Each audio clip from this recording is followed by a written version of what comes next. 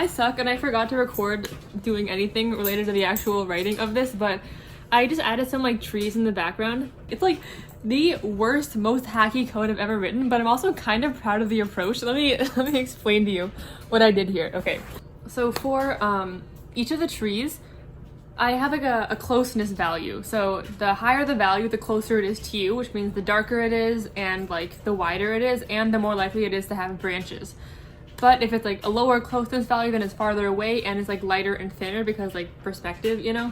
I also wanted to add branches, right? And so I didn't want to have to call the random value. I didn't want to have to call like the random function that many times because like in theory it's like I could just do that, but I don't know, maintaining like the global array of random values for each branch is just kind of like messy and a pain. And so I thought of a really hacky, really bad, but really fast solution.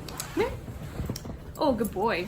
The issue was that I wanted to find I needed to get random numbers to generate the number of branches that each tree has, and the length and like side, like left or right, of each branch, right? And so I didn't want to have to like generate random numbers for each of those, which I could have, but it just doesn't feel as clean. And so so each tree already had that random closeness value, which is a float because JavaScript is weird like that.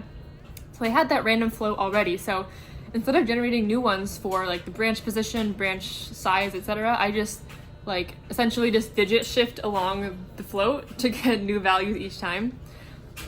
It's hard to explain without like drawing it out or just showing you the code, but basically, yeah, I just digit shift through each digit of the random float that I use for the closeness of each tree, and then I use those values for the branches, right, Loki? What do you think? I know. It's a very weird hack, but it works. Oh, okay. Well, so that's that. I haven't written front-end code like this in a long time, and it's really fun. I missed it.